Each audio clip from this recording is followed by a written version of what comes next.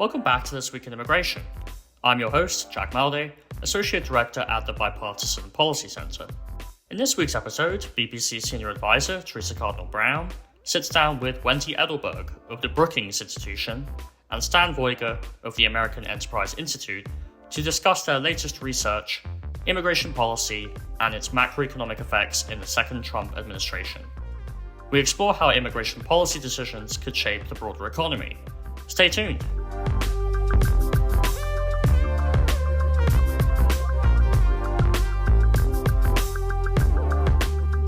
The economic impact of immigration policy continues to be a critical topic as the United States navigates complex labor market challenges.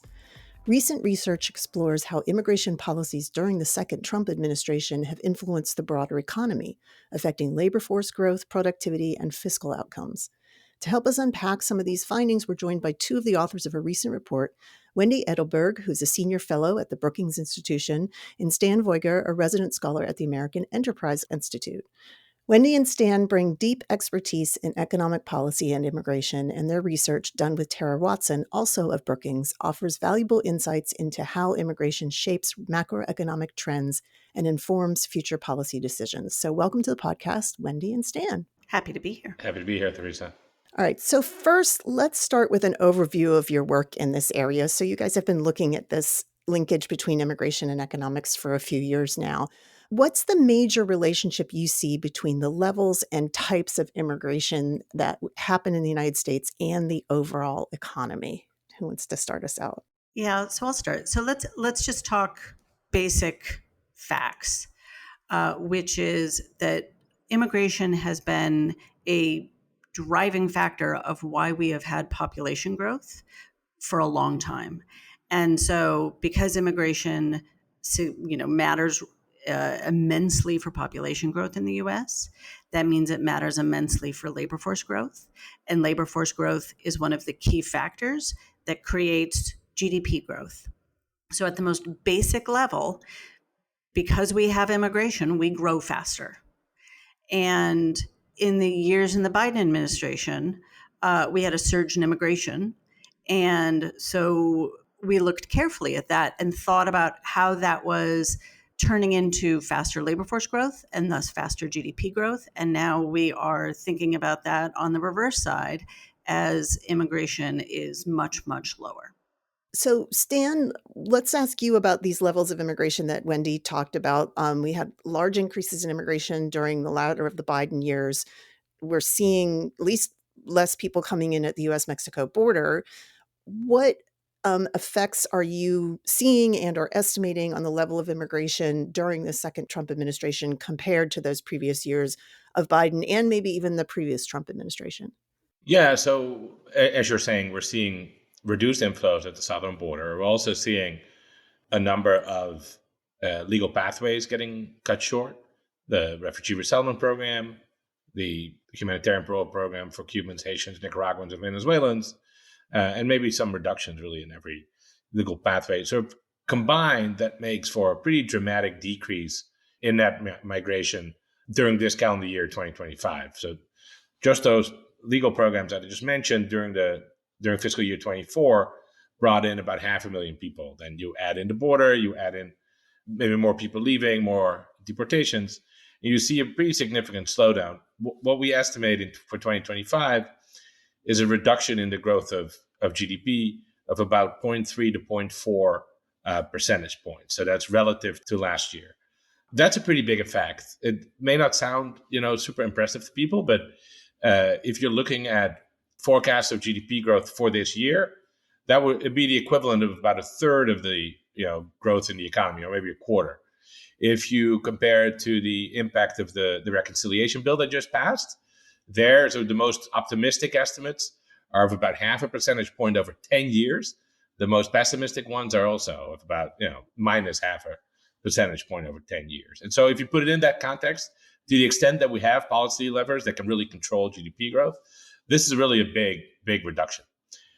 In our report, we try to look at some future years too. Of course, there our estimates are based purely on projections. We don't have information really yet at all about 2026, 7, 8, unlike for 2025, where we can now observe a chunk of the year.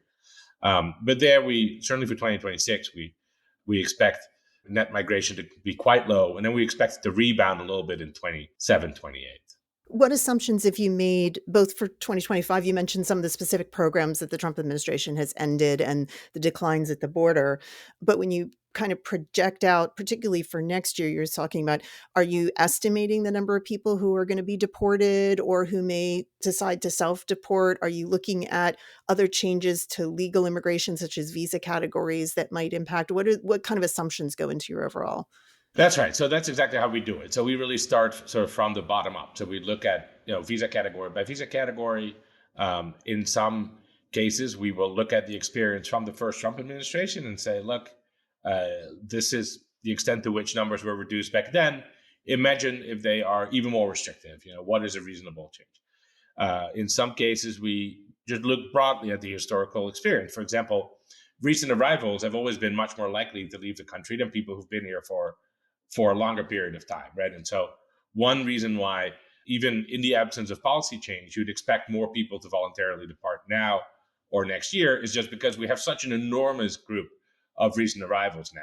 Yeah, that's also part of the explanation for why we don't expect net migration to be as low in 27, 28, because by then we will sort of mechanically not have that large a group of recent arrivals. So we take those immigration estimates and then we translate those into sort of the macroeconomic outcomes that we in this report are particularly interested in. Maybe Wendy can talk about how we do that transformation. Right. So we know that it takes a couple of years for a recent immigrant who's, of the age that they might enter the labor force. It takes a couple of years for that pool of immigrants to really ramp up their labor force participation rates. At least that's what we've seen historically. And so we thought about, so let's talk about the surge in immigration that we saw under the Biden administration.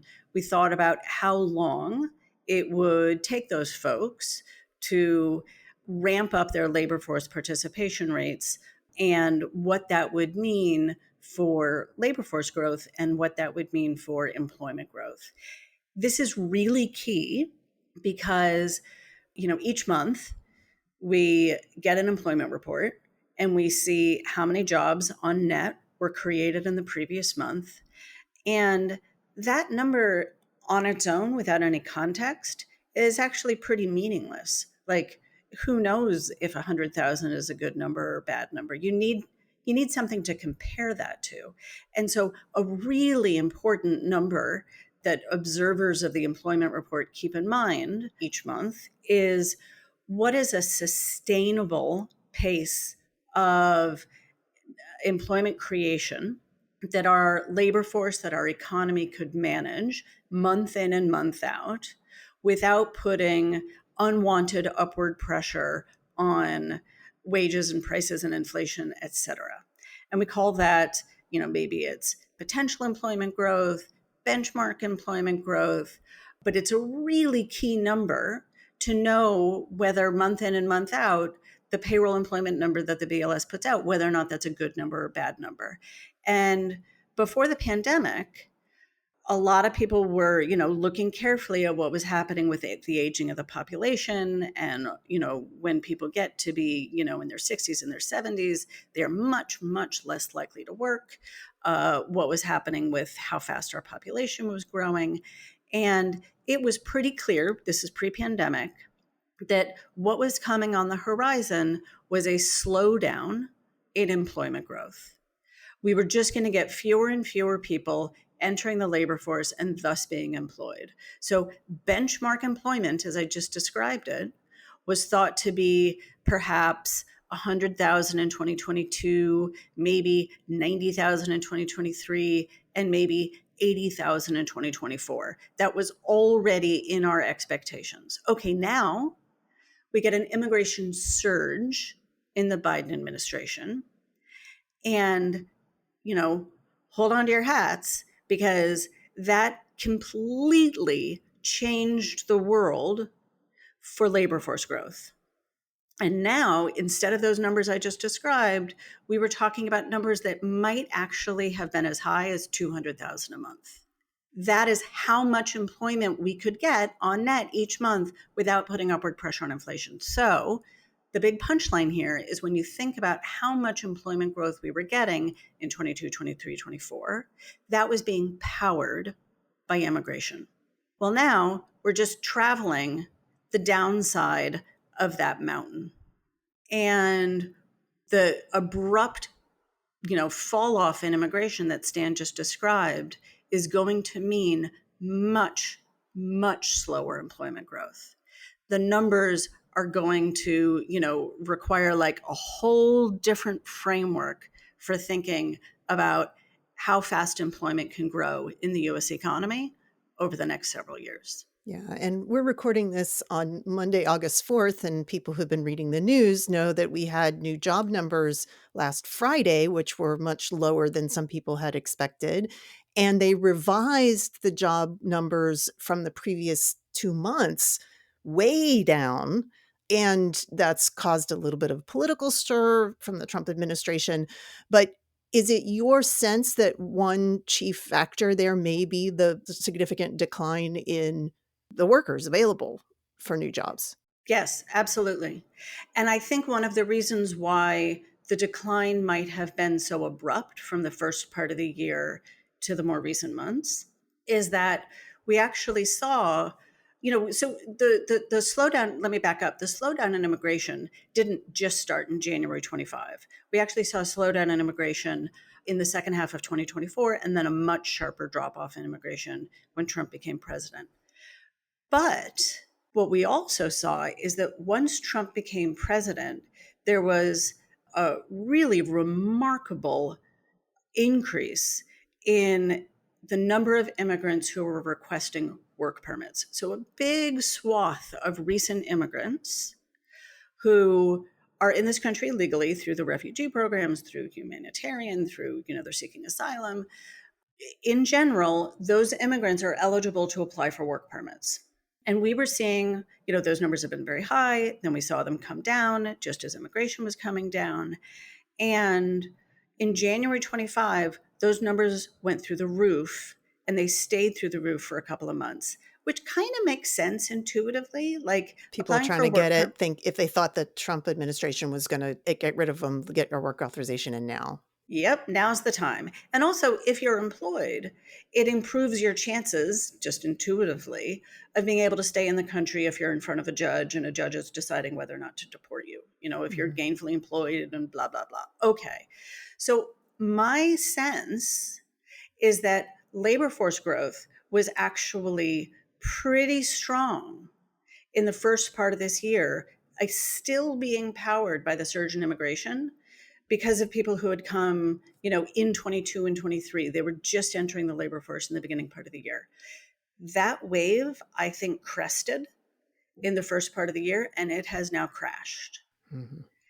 And it may be that the numbers for this benchmark employment went from something like 150,000, 180,000, really high numbers in the first part of the year to, I don't know. I mean, there's a lot of uncertainty around these numbers. 50,000, 40,000. So it may well be that the numbers that we've just seen over the last few months in employment growth, that may be as much as our economy can actually produce in a healthy way, in a stable way. Like this may be the labor market that we have. So I want to ask you both, because there are a lot of other macroeconomic factors happening right now in the Trump administration. One of them that we hear a lot about on the news is the effect of tariffs on the economy. Obviously, there's the Federal Reserve and their interest rates.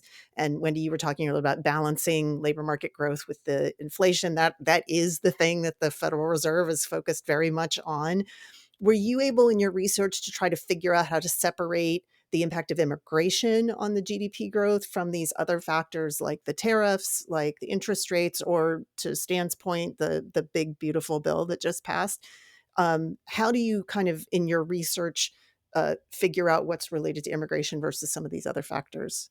So our analysis is is ceteris paribus in a sense. It's all else equal, and so we really just look at what would happen to this benchmark labor growth number if immigration changed in the following ways, right? We're not looking at the numbers as they come in and saying, okay, we see the slowdown. We're going to try to assign part of the slowdown to immigration, part of it to trade. We're starting, as I called it earlier, from the ground up, and so our analysis, we're forward looking. We're not trying to extract the contribution of immigration from the incoming realized data. We're just looking at look what's going on with immigration numbers. How would that translate into the macro aggregates? Got it. So presuming that tariffs don't change or the interest rate doesn't change, then you just say, okay, if immigration is changing this way, what would that be for the GDP? Yeah. So for example, we find our headline GDP growth slowdown is 0.3 to 0.4 percentage points of GDP. If then, in addition, we start a trade war with the rest of the world, that will reduce GDP growth even more. That's how you should think about it. So thinking about, Wendy talked a lot about the types of workers, immigrant workers that we see in the economy. What kinds of jobs or industries are you projecting will be most affected by some of these immigration reductions that you studied? Is there parts of the economy that are larger that would have more of an impact on the GDP that immigrants are in? Or, I mean, we're reading about agriculture and construction, for example, getting hit hard by some of the enforcement. So here in our report, we're really focused on macro outcomes. And so we don't really look at the industry level, but of course we know the industries that rely most heavily on immigrant labor. That includes, construction, agriculture, leisure and hospitality. Different industries rely on different mixes of immigrant labor, of course, because, many professional services or higher education also rely quite heavily on immigrant labor, but more, immigrant labor that comes in through legal pathways, often relatively high skilled, and for now not as subject to the same pressures. I think the reductions that we have seen in inflows will mostly affect the kind of industries that you mentioned. The deportations that are taking place and are presumably going to get scaled up with all the additional money that has been appropriated to DHS, those will affect the set of industries that not only employ a lot of immigrant labor, but a lot of unlawfully present immigrant labor. And so then agriculture, I think, really becomes an outlier. It's in addition to certain industrial contexts like the meat industry. The one thing I want to add is that all those efforts to reduce immigration and including the efforts at deportations also affect the spending by immigrants and the communities that immigrants live in. And so not only are we going to see a reduction in labor supply that's going to affect those industries that use a lot of immigrant labor, we're going to see a reduction in economic activity in communities that are now seeing a lot less demand. In grocery stores then are going to lay workers off when there are just fewer people coming in and buying food in the grocery store. So this isn't just a labor supply effect. Yeah, that's right. And so there, and of course the concentration there is more regional, right? The industries that will lose demand, the places that will lose demand are not necessarily the same ones. One thing to maybe frame how you can think about this is that on the demand side, to the extent the immigrants that are affected are relatively low income, which I think is probably true, both the inflows that were cut off and the people who are going to get deported, they consume more goods than services relative to the overall population, I think. And so you should really think about, retail, maybe fast food restaurants, utilities, some the housing, those kinds of really more necessities than parts of the service industry that are more luxury good oriented. Yeah. So thinking about this labor market challenge, what are some of the biggest effects of this? I mean, you guys look at GDP, but like for the longer term in the labor market, when you have these sort of huge fluctuations, it sounds like you're linking, the jobs that can be filled are dependent on the number of people available to fill the jobs, right? That's kind of fundamentally where you can go. But if we see these big swings, if we see sort of a longer term trend toward lower immigration, what are some of the big challenges that we could have in our future labor market? For Americans, right? The government's talking about like, oh, this is going to free up a lot of jobs for Americans. Is that likely to remain true or not? So I would say no. I mean, there's not a fixed number of jobs, right? As Wendy emphasized, if net migration goes down, labor supply goes down, but labor demand goes down as well. Of course, the relative sets of skills and the like matter. I think in the short run, some employers are just going to find it very difficult to find workers or to replace workers that are disappearing. And so those individual businesses will struggle. Not as much as households that suddenly see a member of their household disappear, but those individual businesses will struggle. You'll hear a little more, maybe in the medium run, you'll hear from some industries that they face shortages, but I don't know, right? There's always going to be a wage level at which a business will want to hire more people. And so it's not that notion of labor shortage, I think, is always a little bit ill-defined. It's never totally clear to me what the limiting principle is there. In the longer run, I mean, I think the economic risks are maybe not what you would immediately think of. I think of it more as, on the one hand, you lose innovation and some entrepreneurship just because you're a smaller country. And we have a large national debt. The more people we are, the more that's spread out over a large number of people. And so those are sort of two things I think about more in the longer run. I think the labor shortages, I think in the long run, that's not really something I'm concerned about. I think relative wages will adjust. Some activity we will stop doing, and if that's what we decide to do, then that's what we're going to decide to do. If we stay on this year's course, for example, we would end up with a smaller agricultural sector, and maybe that's the decision we want to make. And my guess is that in sectors that see less labor supply, and yet we still have demand for what those sectors are producing, like let's say agriculture, we will see more automation. And so you'll get more automation in not just the agricultural sector, but maybe this might spur more automation in home healthcare. Mm-hmm. But yes, and then as Stan said, there's may just be some things that we decide, we're just not, our economy is not going to produce that anymore. But at the broadest level, it just means we're a smaller economy and we grow more slowly, more akin to Japan. Japan is a going concern. It's a rich economy, but its growth is significantly constrained by its immigration policy. So, at the broadest level, we're just smaller. Yeah. So it seems like there's a lot of potential discussion points here, but we're going to take a short break. And when we come back, we will talk a little bit more about how this immigration policy affects not just the labor market, but the macroeconomy. So stay tuned.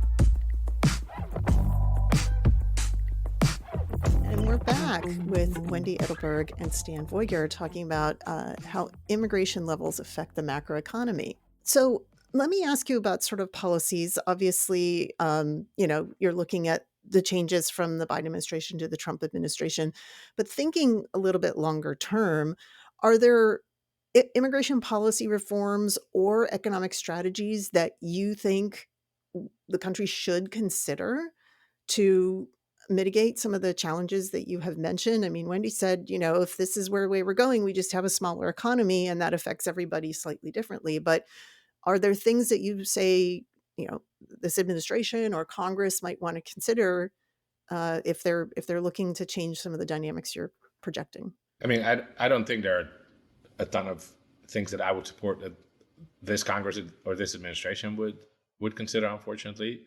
One thing the U.S. has that not that many other Western countries have is an unauthorized population that's been present for many, many years. And that just seems something that the U.S.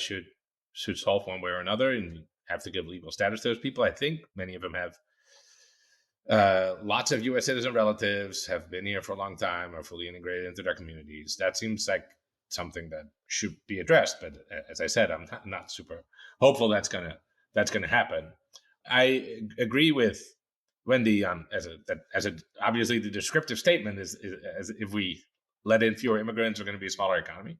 I think we should try to be a larger, more powerful, more innovative economy. And so I think I would personally probably increase inflows in a pretty broad range of categories. But again, I'm pretty skeptical that that's going to happen. Yeah.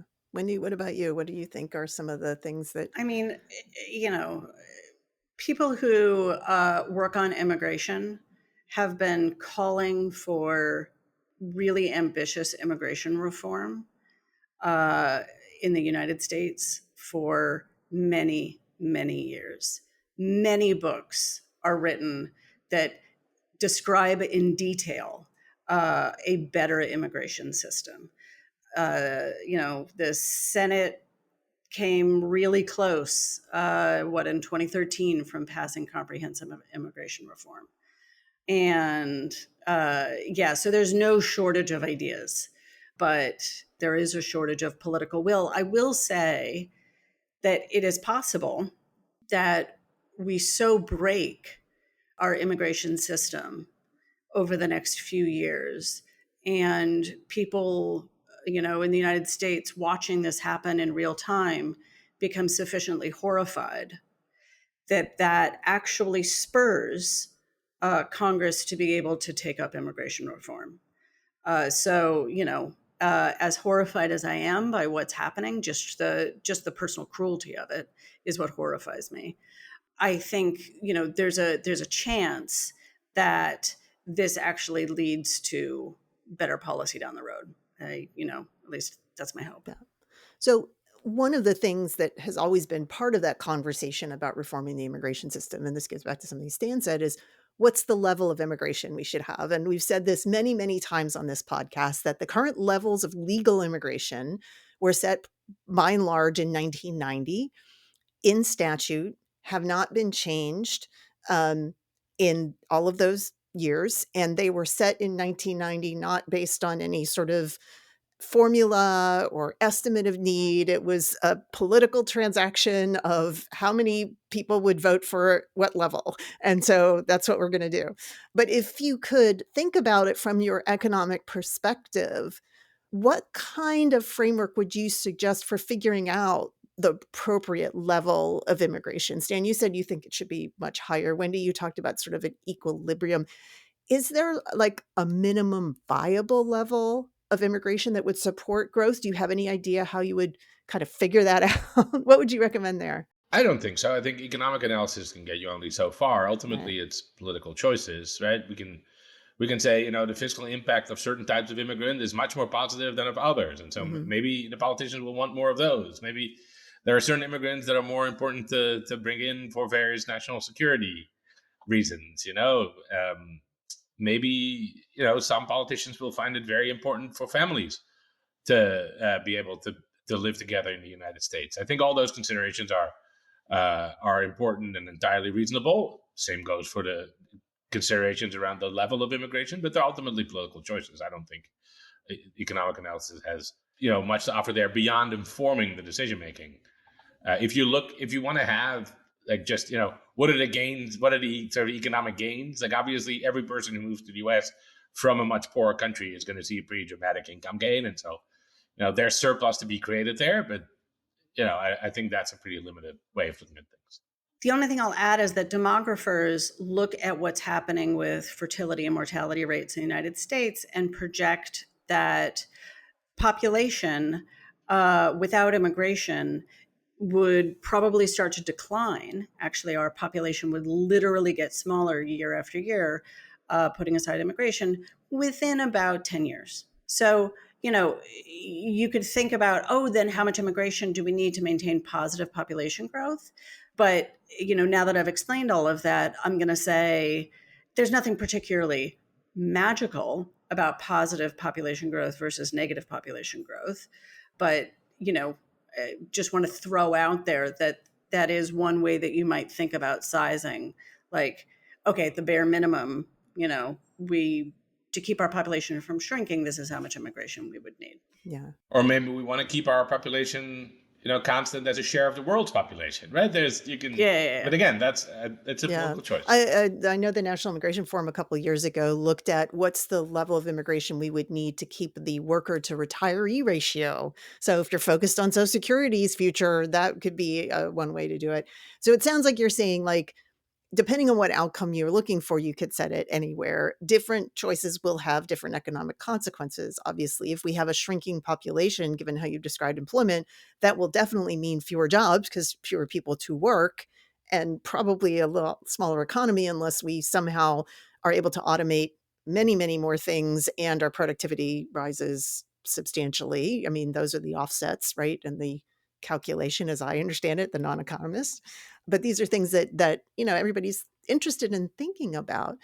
I want to go back to this kind of question, and you guys touched on it, but I want to dive in a little more, because what we hear over and over from this administration and from others who support reducing immigration is this idea that immigrants are coming in and taking jobs that Americans have. If the immigrants are gone, Americans will be working these jobs. And Stan, you mentioned, like, there's not a fixed number of jobs. It's not one-to-one. I think we need to keep talking about this because it's so common to hear this refrain from all different kinds of people, from, our leaders in Washington to, people in labor unions talk about this sometimes, and people on the streets. How do you sort of look at this? Like, if we have fewer, you're saying if we have fewer immigrants and therefore fewer workers, we will have less jobs. Does that mean more Americans will be employed in those jobs, or will we just have fewer jobs for everybody? So I want to start by just setting some context here. So you're looking, let's create a scenario. I'm a person born in the United States. I'm looking for a job. I see a job posted to manage a restaurant. And I go and I am the only viable candidate that they have. Excellent. I have an awesome negotiating position for my wage. Okay, now, oh shoot, they have found another viable candidate. I have much less negotiating power than I did before. If that person who they have found, who they're now playing us off of each other, if that person is US born, I might think, oh, that's just, population growth. If that person is an immigrant, then I might think, wow, if that immigrant weren't here trying to get that job, I would have a higher wage. Now, that is a factual statement. That is correct. If that job was available and the immigrant wasn't there as a viable candidate, my wage would be higher. There's no way to argue with that. It is just true. But the fallacy, the logical fallacy in this is that I am assuming that if that immigrant weren't there and I was the only viable candidate, that the job would still be available. And the reason that matters is because one of the reasons that this economy that I am, painted in my scenario, one of the reasons this economy has a restaurant that is looking for a manager is because this economy has population growth and people want to go to restaurants. And so this restaurant now, is growing and needs a new manager. And so the challenge is that when somebody says immigrants are reducing my wage, from their perspective, they're surely right. If that immigrant is actually, competing, like in the job pool. But having immigrants in the United States just makes the job pool bigger. And so it's the all else equal that creates the logical fallacy. Now, having said all of that, I will offer two caveats. One, when immigrants come into the United States with a particular skill set, it is true, and there's good research that shows that people with that exact same skill set see a lower wage. But I want to emphasize that this effect in the literature is really, really small. It is, in fact, trivial compared to what happens to wages year in and year out. And the second caveat is that I do appreciate the theory of the case that with fewer immigrants, we will see, for some reason, magically, higher labor force participation among all of the prime age men who seem to not want to work. And this has been a story of decades seeing labor force participation rates among prime-age men decline.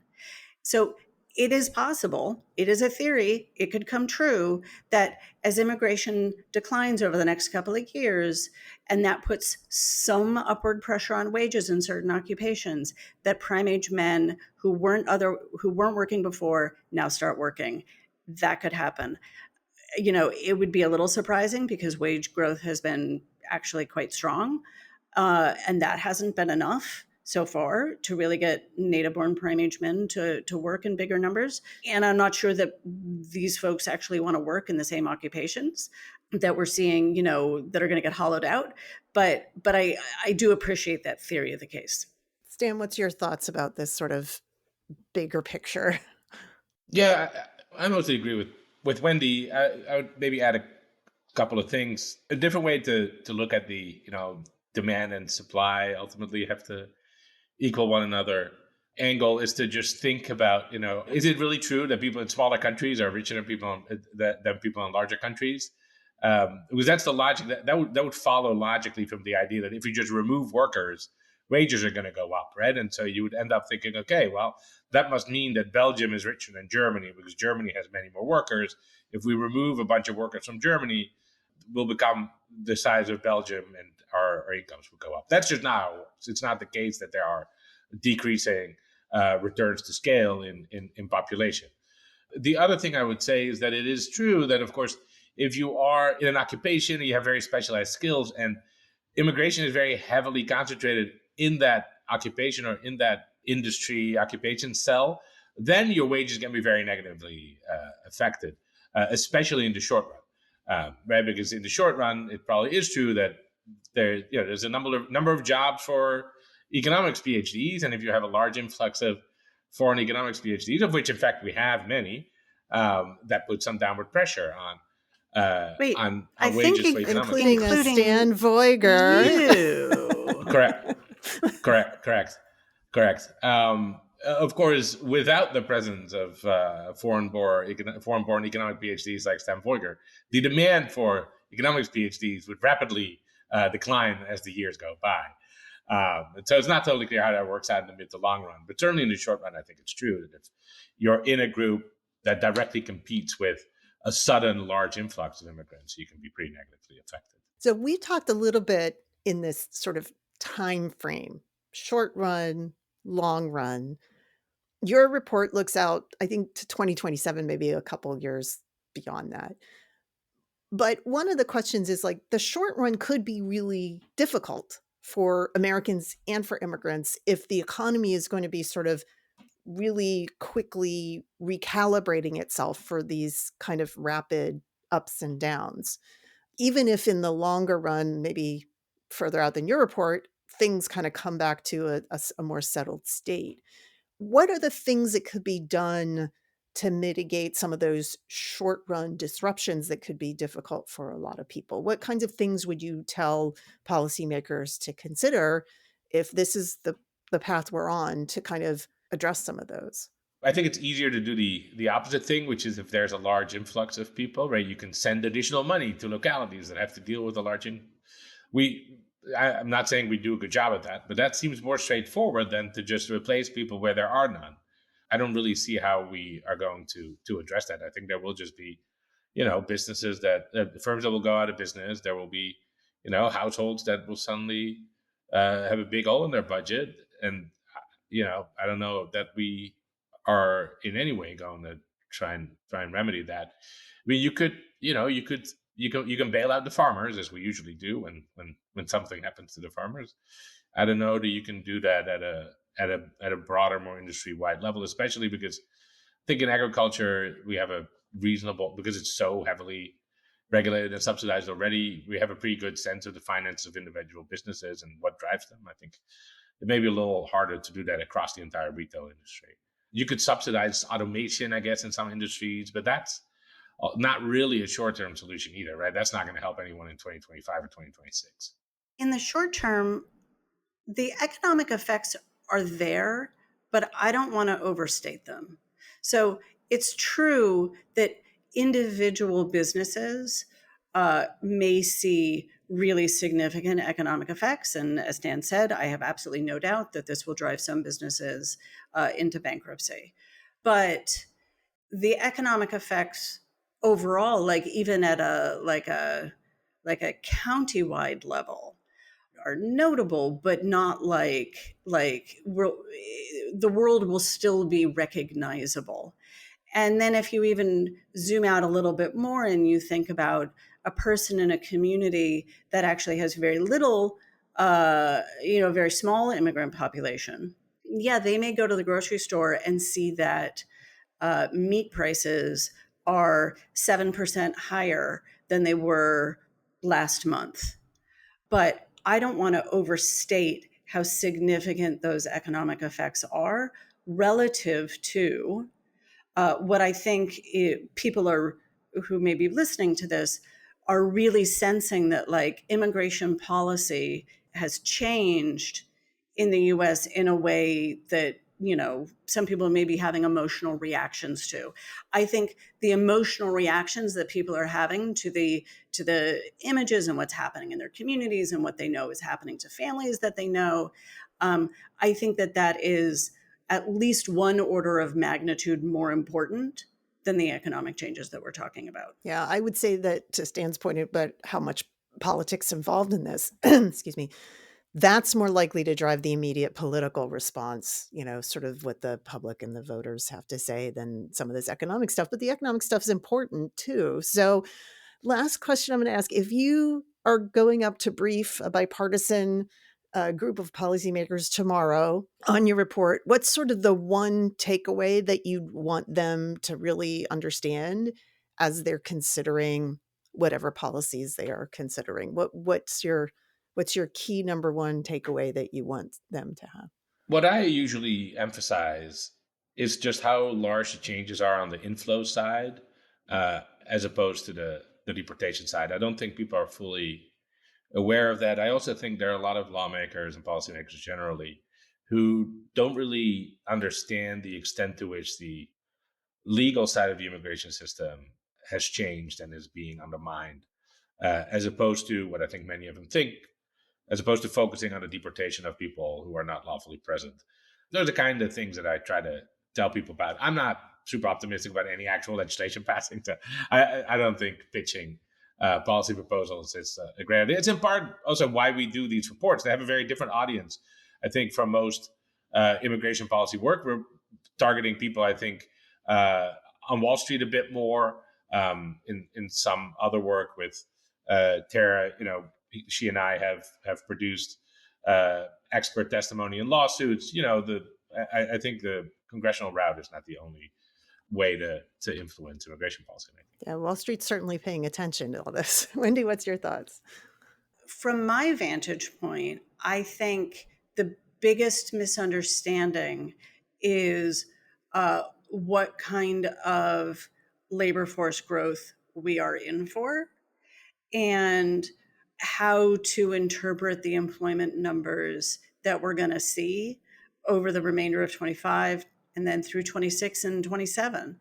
We are going to have to if we keep with this immigration policy, get used to numbers that are employment gains of 40,000 a month, 30,000 a month. We think within not too long, those numbers will actually turn negative. And it's going to be really confusing for people who observe the employment report month in and month out to look at those numbers and say, no, this is a healthy labor market report. And it does not mean that we want, say, the Fed to lower interest rates to juice labor demand. Because in fact, if we juiced labor demand, we would actually just create an unsustainably hot labor market that would spur inflation. So we're going to have to get used to numbers that are like, let's say 10,000 a month in terms of payroll gains, and say, no, that's not recessionary. That doesn't mean that we need fiscal stimulus. This is just the sustainable, healthy labor market as we have created it. And maybe don't fire the messenger. Yeah, no, that's right. So what Wendy is saying, we would ask the group of bipartisan legislators, who of you serve on House Financial Services or Senate Banking? Yeah. Yeah, that's who you talk to. Well, Stan and Wendy, thank you so much for joining us. Thank you for breaking that down. Those of us who are not steeped in all the economics really appreciate when you can talk to it, our 7th grade economic understanding from your PhDs in economics. So Wendy Edelberg and Stan Veuger, thank you so much for joining us on This Week in Immigration. It was great fun. Happy to talk. Thank you.